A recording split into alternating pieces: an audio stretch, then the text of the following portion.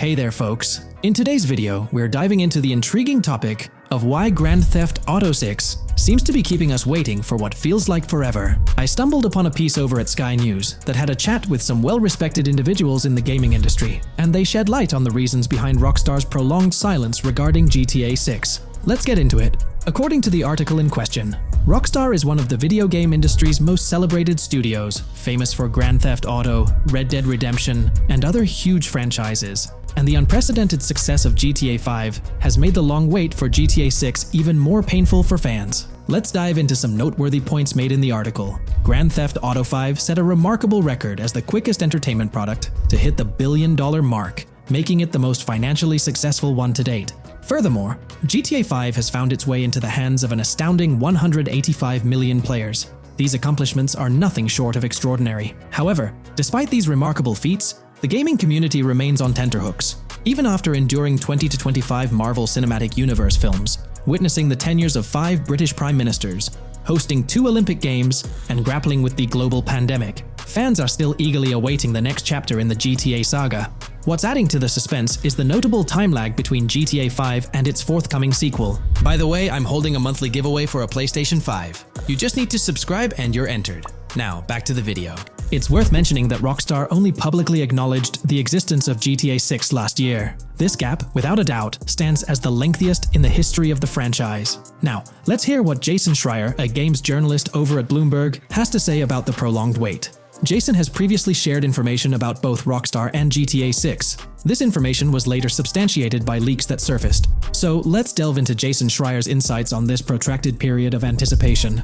Rockstar had a period in the 2000s and early 2010s where they released games almost yearly. They had a wide distribution of studios across the world. So while a team in Scotland was making GTA, San Diego would make Red Dead Redemption. However, with the evolving aspirations of the developers, things took a significant turn. Notably, in the early 2000s, we saw the release of GTA 4 and the 2010s brought us Red Dead Redemption. These titles emerged during the high-definition era of gaming on the PlayStation 3 and Xbox 360. As the games evolved, so did the pressure on Rockstar's teams. Here's the deal. Game development stopped being a task handled solely by one studio. Instead, Rockstar's offices scattered across the globe began collaborating. This shift meant that the size of each game's development team expanded from hundreds to thousands. This allowed for even grander and more intricate game worlds, but it also meant that the development process stretched out significantly. Take, for instance, the case of Red Dead Redemption 2, which hit the scene in 2018. This game boasted a map larger than any Rockstar creation before it. The development journey spanned 8 long years. The original San Diego studio, responsible for the first game, joined forces with Rockstar North, the team based in Edinburgh, famous for their work on GTA. The aim was to realize the ambitious vision set forth by studio founders Sam and Dan Hauser.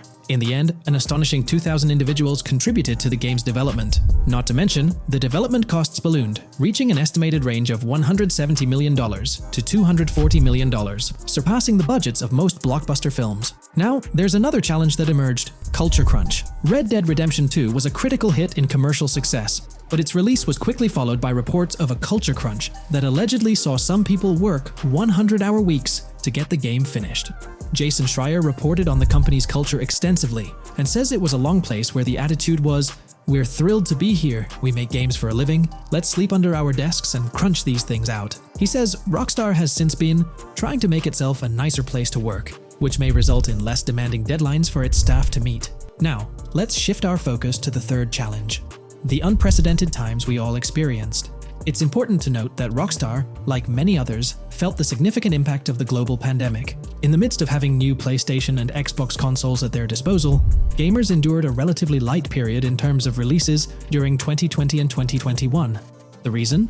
Well, development studios found themselves grappling with the shift to remote work and the supply chain crisis. These disruptions threw a wrench into the works, slowing down the game development process. Interestingly, this slowdown gave some beloved classics a new lease of life, and GTA 5 happened to be one of those games. Unlike its predecessors, this installment featured an immensely popular online multiplayer mode that has managed to keep players coming back for more, and, crucially, spending money.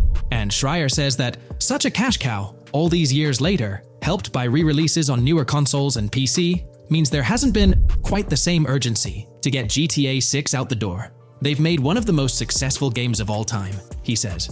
It's outsold entire franchises, even some of gaming's biggest like Assassin's Creed and Final Fantasy. Of course, when GTA 6 finally does arrive, it will do so in a world that's changed markedly since 2013. Now, let's delve into the fourth factor, satire.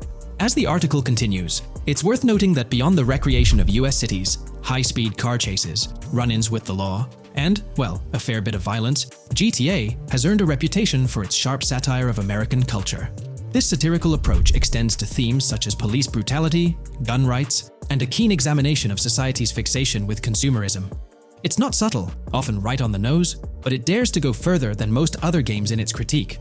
Now, fast forward nearly 2 decades, and writer Trevor Strunk suggests that GTA has moved beyond the realm of mere criticism. In his view, video games are so culturally enmeshed in everyday life for so many people, he says.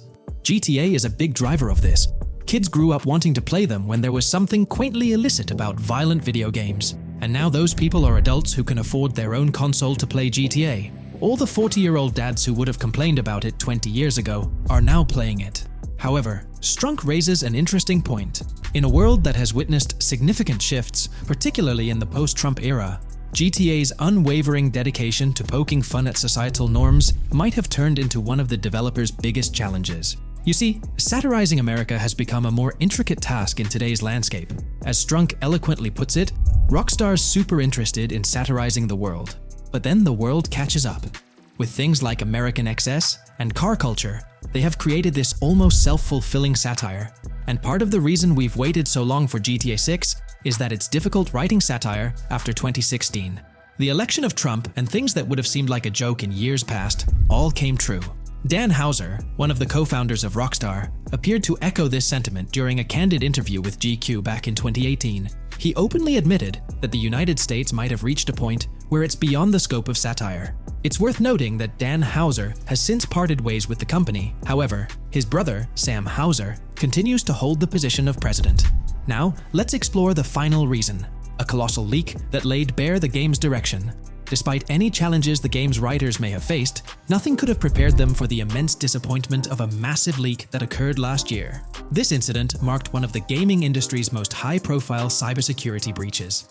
To give you an idea of the extent of this breach, numerous videos showcasing elements like heists, shootouts, and open-world driving were disseminated on an online forum. Rockstar had no choice but to issue a statement acknowledging a network intrusion, wherein an unauthorized third party illicitly accessed and extracted confidential data from their systems. The company expressed their extreme disappointment in having details about the next GTA exposed in this manner. However, they did assert that the breach wouldn't have an adverse impact on the game's development.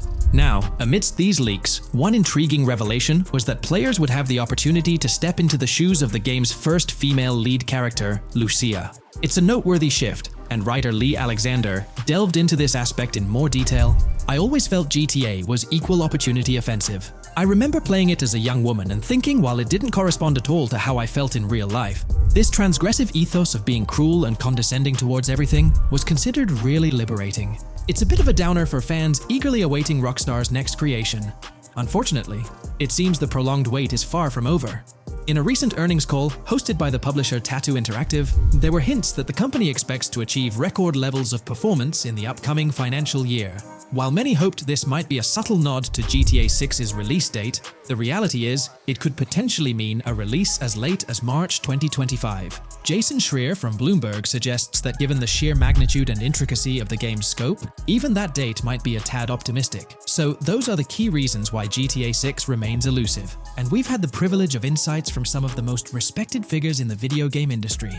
It's been quite the journey. But now, it's over to you folks. Feel free to drop your thoughts in the comments below. We're eager to hear your take on this article and all the topics we've delved into today.